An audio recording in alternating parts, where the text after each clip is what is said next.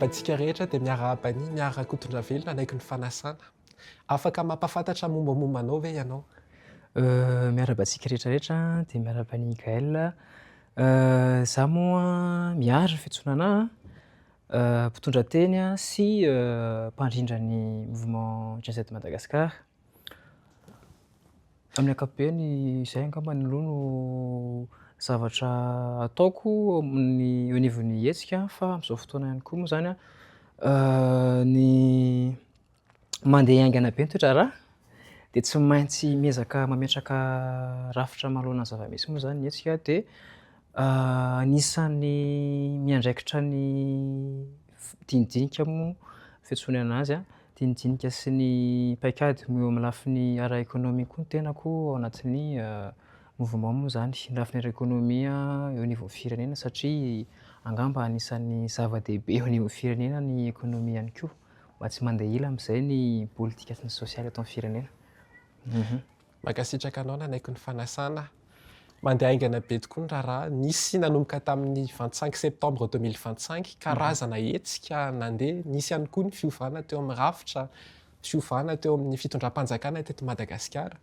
Hita tao anatin'izay fa nanana impact be ilay hetsika Gen Z Madagasikara. Fa ho an'ireo olona izay tsy mahafantatra an'ilay Gen Z Madagasikara, ahoana ny ahafahantsika mamaritra an'ilay izy? Raha hoe atao tsotsotra angambany Gen Z Madagascar moa zany dia hetsika anankiray mampifondrona tanora manerana ny nosy sy ivelan'ny nosy tanora malagasy zany eto. Le Gen Z moa génération sahala taona le izy zany hoe sahala taona manomboka amin'ny 1995 hatramin'ny 2010 zay raha tsy diso dia fivondronandreo tanora anatin'io sahala taona io zany le hetsika Gen Z. Le izy moa zany ny foronan'le izy raha hoe atao tsotsotra dia leo ny zava-misy natsapa-tena narary sy vohitsakitsaka diso tafahoatra tanatin'ny fotoana iny dia nisan'iny volana iny moa zany ny volana septambra somary nanahirana indrindra ho an'ny mpianatra satria ny volana septambra zany moa zany ho an'ny mpianatra amin'ny ankapobeny examen manao mémoire ohatran'izay tsy afaka nianatra araka ny tokony mihitsy ary zahay dia nisan'iny ohatran'ny hoe iny le amin'ny filazana azy amin'ny teny frantsay hoe la goutte d'eau qui a fait déborder l'eau du vase dia iny angamba no tena nahatonga an'le hoe nitroatra ny tanora dia nivondrona dia io mandrakitiny moa zahay mbola mijoro ary hijoro foana moa zahay mandrapa-ny Madagasikara arak'ilay amin'izay hoe fitodiana amin'ny fampandrosoana maharitra. Inona avy ireo karazana olana tena nankaleo ho an'ny tanora indrindra moa fa ny olana ara-tsosialy sy ny ara-ekônômika tao anatin'izay zavatra rehetrarehetra izay anisan'ny nitarika ary nanosika an'ireny hetsika rehetra nitranga ireny? Raha ny olana angambany tena be dia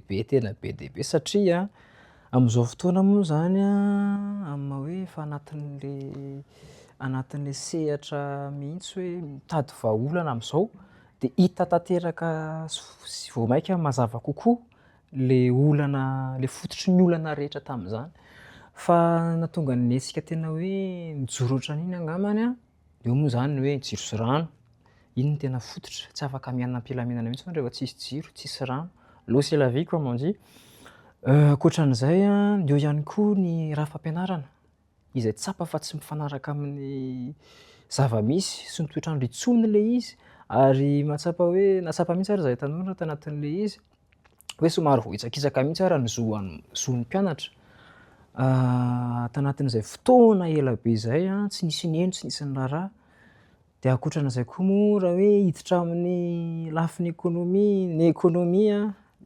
tena lava be angamba amin'ny farafehezana tsotsotra dia hoe fa maninona moa zany isika malagasy izay moa zany tena fototry raha hoe fehezina ilay izy isika malagasy no mba tsy mamiratra mihitsy eo amin'ny lafiny harena nefitsika hony manan-karena be mihitsy nefa ny toe-karentsika tsy zarizary na atao anatiny zany moa zany na io mason'ny fiarahamonina iraisam-pirenena mazava be angamba izay zavatra izay dia iny ohatran'ny hoe anatrin'izay 9 ambin'ny folo taona izay nikorosofana ny toe-draharaha na teo amin'ny lafiny sosialy na ara-toekarena na politika moa tsy asiana resaka intsony, de izay angambany raha hoe efa miezaka mamey am'zany a, fa tena be dia be le izy raha hoe ho tanisan'ny daholo angamba rapitso mety mbola tsy ho vita, fa amin'ny ankapobeny zay le izy. Ka ny zavatra hita ihany koa dia nanomboka tamin'ny taona 2024 nanerana an'izao tontolo izao dia efa nahitana ihany koa karazana hetsika mitovitovy mitaritina tanora izay mitondra ihany koa ny identité les génération Z. Le teto Madagasikara ve influencé, nisy influence teto Madagasikara ve izay karazana hetsika izay hitantsika nanerana an'izao tontolo izao? Ie, nanerana an'izao tontolo izao mihitsy moa le hoe hetsika Gen Z. Angamba ny sarotra ny andainga hoe teto Madagasikara no fonona le izy diso angamba zany, fa ie nisy an'izay fangalana inspiration zay satria nahitana an'ireny fijoroan'ireny tanora ireny zany manerana an'izao tontolo izao nahatsapana ihany koa zany hoe vary vao maika nanome hery hoe isika tanora kay manan-jo hijoro ary tokony hijoro satria voalohany indrindra zao itsika tanora mibetsaka eto Madagasikara ary izay angambany anisan'ny zavatra tena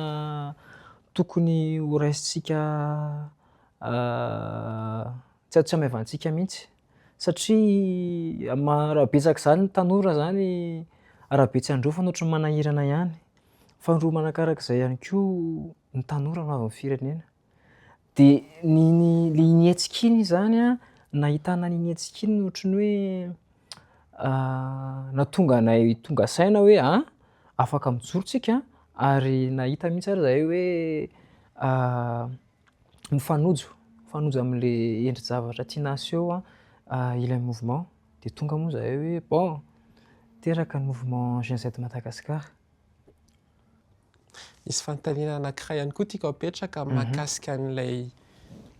sary famantarana fampiasain'ny génération Z, indrindra moa fa ny Gen Z Madagasikara. Raha nijery nanerana an'izao tontolo izao tsika dia misy an'io logo io izay hita fa nitsoahana avy any One Piece, miparitaka sady personnalisé arakaraka ny pays zany firenena. Ho antsika eto Madagasikara manamarika inona izy io? Inona ny hevitra fonosan'io sary famantarana io? Ny drapeau an'ny mouvement Gen Z Madagasikara inona ny dikany? Nandray aman-dreny ary moa manontany fa maninona moa tsy maintsy karandao mihitsy safidianareo moa zany, fa araka ny teneninao teo moa niainga tamin'ny sainan'ny One Piece le izy. One Piece zay ho an'izay tsy mahafantatra animé avy any Japon le izy, mitantara ny aventure ana équipage anankiray moa le izy, tsy velarako iny fa na le izy moa hatramin'izao mbola tsy vita fa ny dikan'iny drapeau iny de tsotra be, amin'izay angamba aleo ho azontsika rehetrarehetra le izy miainga amin'ny drapeau an'ny One Piece iny tsika. Ny drapeau an'ny One Piece drapeau an'ny équipage Mugiwara de midika fitakiana fahafahana sy fiadiana amin'ny tsirarana, ary izay zavatra izay no ny bataina moa zany de najoro tamin'ny sainan'ny Gen Z Madagasikara iny, Gen Z Madagasikara satria raha ohatra ka chapeau de paille moa zany le izy ao amin'ny One Piece de ny antsika navadintsika satroka betsileo kely iny ahafantarantsika hoe gasy sika. Iny satroka isatro-bolo kely iny moa hitantsika iny n'aiza n'aiza, na eto Antananarivo na any Fianarantsoa na any Antsirabe na n'aiza n'aiza de iny angamba no nahatonga anay hoe tahaka fahafahantsika miady amin'ny tsirarana antsika, itsika nefa gasy, de izay nahatonga an'le endrik'ilay drapeau iny moa zany hoe ohatran'iny ny vokany raha fehezina tsotsotra. Mankasitraka be dia be. Tao anatin'izay tolona sy hetsika rehetra izay izay mety hitohy fa amin'ny fomba hafa, nisy ny fitakiana ho an'ny sohiombonana, nisy ny fanehoana firaisan-kina, misy ihany koa ny fitakiana fiovana rafitra. Izay ny zavatra nisy ny tranga, fa ny amin'izao kosa sy ho an'ny ho avy, manahoana ny fipetraky ny fanantenantsika, fanantenanareo avy amin'ny génération Z Madagasikara, mahakasika ny ho avin'ny tanora sy ny ho avin'ny Madagasikara. Angambany misy fanahiana manoloana ny zava-misy, fa nefany araka ny teneniko teo moa itsika mamaritra ny avintsika, zany hoe itsika ihany ny tompon'ny baolina, de anjarantsika no manapaka sy mandidy hoe handroso any amin'ny tsaratsara kokoa ve tsika sa hijanona amin'ny toerana mihitsy antsika izao ihany. Ny toerana misy antsika izao moa ary araky ny fahitatsika iny efa hitantsika hoe tsy mety amintsika le izy de n'inona tonga antsika nijoro hoe aleo mba mitady ny tsaratsara kokoa angamba fa ohatrany tsy mety intsony ity zavatra ity. De zay angamba ny azoko avaly hoe manan-tena ie, fa tsika no afaka mahatonga an'io fanantenana io ho tanteraka sy mahatonga an'io avy io hamiratra. Misaotra indrindra miary amin'izay hafatra rehetra izay sy izay fifampizarana rehetra ny fanaovantsika izay. Ary mankasitraka antsika rehetra ihany koa nanaraka hatramin'ny farany, mandram-peo nandray ary tompoko. Veloma tompoko.